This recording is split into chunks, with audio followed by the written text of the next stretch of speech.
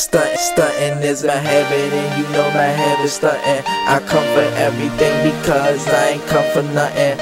And I do it big like a teen up in Katy Land. And I'm getting money, that bitch touching like a wingspan. Call me the best man, hoes think I'm a wedding ring. All about my music, though, boys over everything. Played it like a band and I wear it like it's fan. For Jason Russell, comedy was never the dream. His dream was to play a game called football and earn a living that would allow him to take care of his family. Jason grew up outside of Pittsburgh in Braddock, Pennsylvania. It was a thriving town during the steel industry boom, but had seen its heyday before Jason was a child. Like many less fortunate kids, he didn't realize he was poor.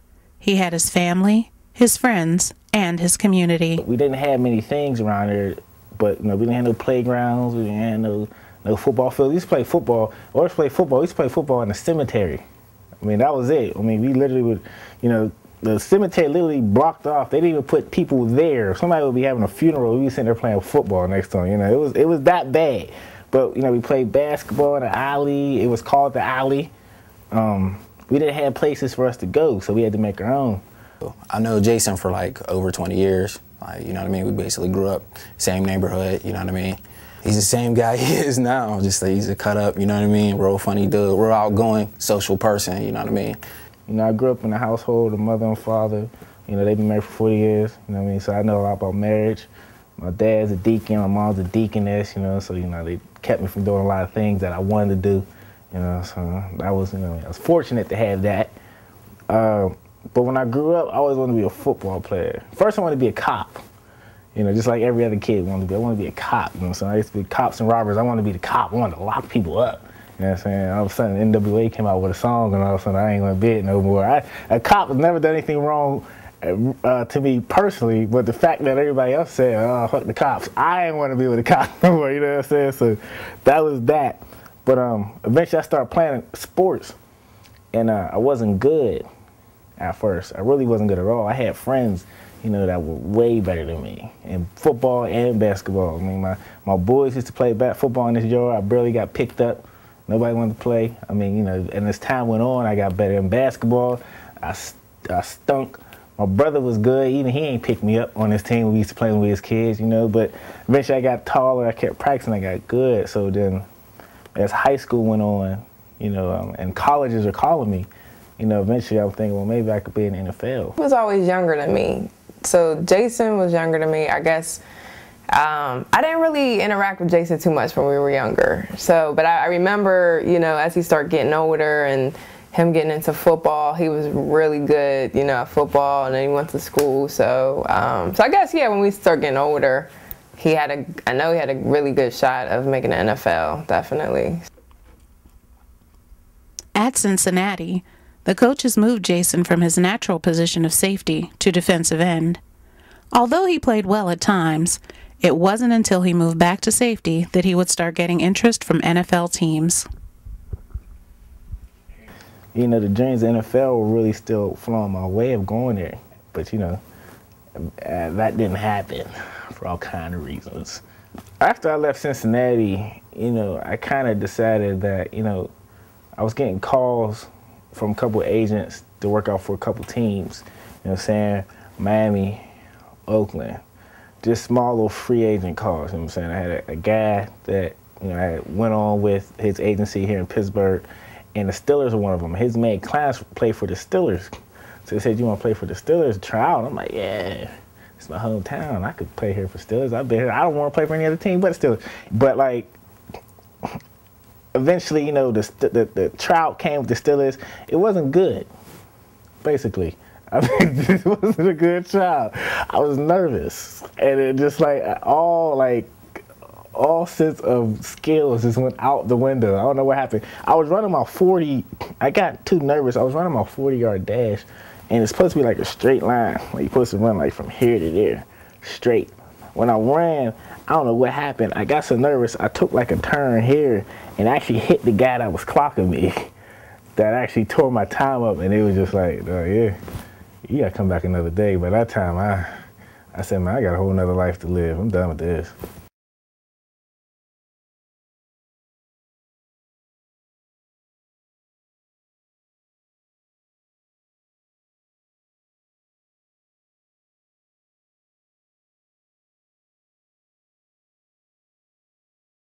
And like now I'm working, but I'm not fulfilled. You know what I mean? My sister got cancer and then it's going away and it's coming back, you know, then it's going away. My dad's really not really working. He's older and, you know, I'm feeling like now, like, all right, well, these people are struggling. I can't get my sister. I want to go to the NFL so I get my sister to one of those nice hospitals that they treat cancer patients. I see the commercials for it on TV, so I want to get my sister there. But I turned the NFL, like I didn't pursue it as strong as I should have. My opportunities, I blew it. Now I'm feeling like, nah, she's sick because of me. Like maybe I was the venue to get her to health. Just when it seemed that everything was heading in the right direction, tragedy struck the Russell household. Jason's older sister, Nicole, lost her battle with cancer. But she was just very funny, very family oriented, and all about them, and she loved her brothers dearly. I must say, that was almost like, you know, she had to look out for them all the time. She felt responsible. Jason began a fight of his own with depression.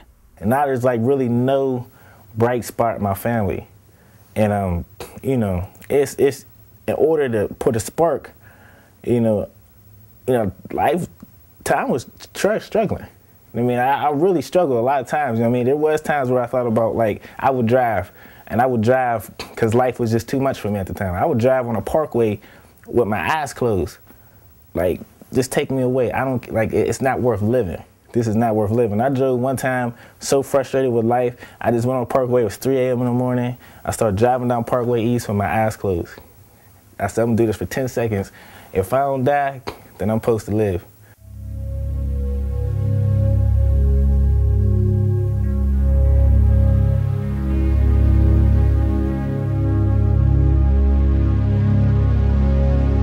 After I opened my eyes, you know, I was really like shocked. I can't believe I did this. I needed to do something.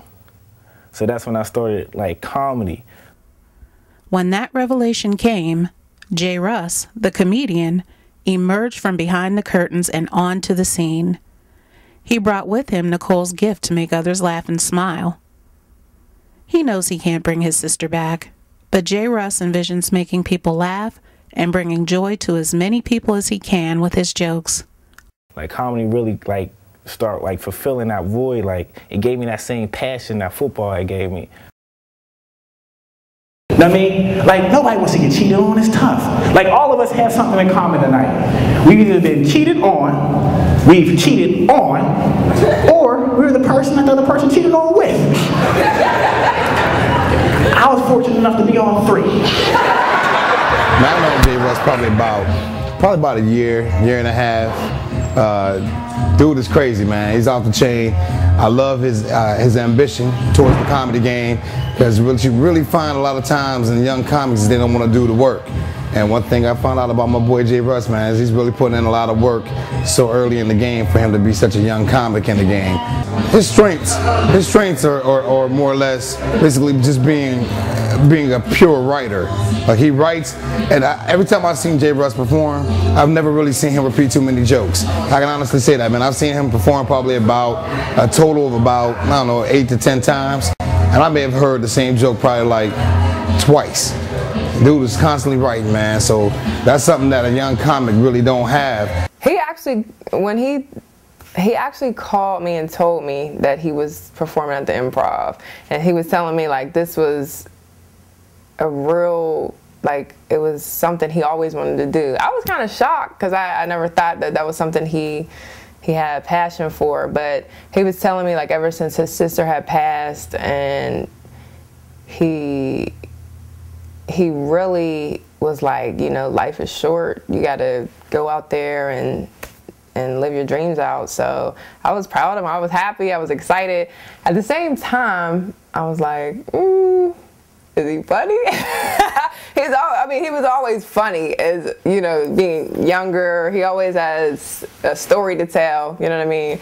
But getting up on a stage, that's something completely different. He was always outgoing, and I don't know, there was something about his persona that was always, you know, jovial and upbeat, you know. Unlike some of the siblings and some of the other people, in the family, you know? Well, I guess because he's my son, I never saw him as funny. I mean, I know he played football. He was always in sports. He was always real busy. He always had to be doing something and busy, but I never figured comedy. I could see the football, basketball, all that kind of stuff, but I never saw comedy. After I heard and see him a couple of times, I'm very surprised. I really think he's good at it, and I think it's something he really wants to do.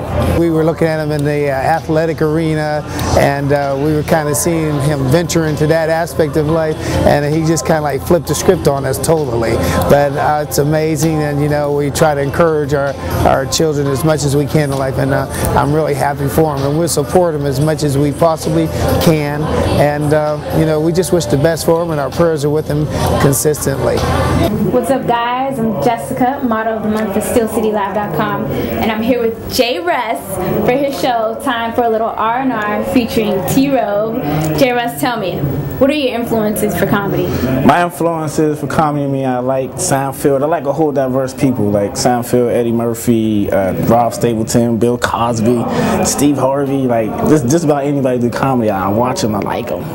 I could see him being a comedian, you know what I mean? He's a real outgoing person. Like, he's the type of person that could really get in front of people and wouldn't be uncomfortable and could really be himself. Yeah. He is funny. He's a crazy dude. Like, this dude, I've known him for years. He always be saying some off-the-wall type stuff. Like, what the, you know what I mean? The first story I told, I was in high school, and I sat at the lunch table, and I had trouble going to the bathroom because my bowels was too big, and I was just telling somebody how I was struggling on the toilet, and I had the whole, I mean, it probably wasn't the best place to be telling people that, but and I told people about how I couldn't move my bowels.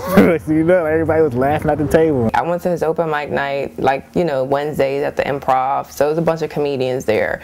But he's good, you know what I mean? Like, I could tell, I could see that star quality, you know what I mean? I could see him going all the way to the top. All right, now, coming to the stage. My man is laid back on stage. He's a new comic. He's been in the game for about 10, 11 months, but he's really on his grind. He's doing his thing. I want y'all to put y'all hands together right now. Start clapping it up for my man, J Russ.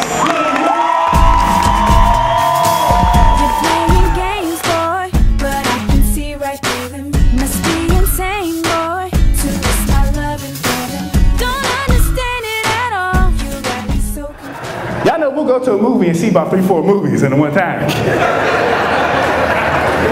My dad used to do that all the time. He'd go to a matinee, come out the matinee, and say, oh, that started in 5 minutes. I'm gonna go see that. He'd be there all night. He picked me up one time from school. I was sick. I had the flu. He said, son, you all right? I said, no, I'm throwing up. All right, well, here's some ginger ale. I'm gonna be back. I'm gonna go to the movies real quick. You know, we think ginger ale are all medicine. Just give that ginger ale some Tylenol, go to sleep. You be all right. Oh, man. I mean, my whole goal is to try to make y'all laugh as much as possible. This isn't a life or death job I'm doing right here. This is like, I'm just trying to make you feel good. You know what I mean? If you're feeling bad, come to my show. I hope I can make you smile. Hey, that's my time, man. My name is J Russ, man. I love y'all. Thank y'all so much.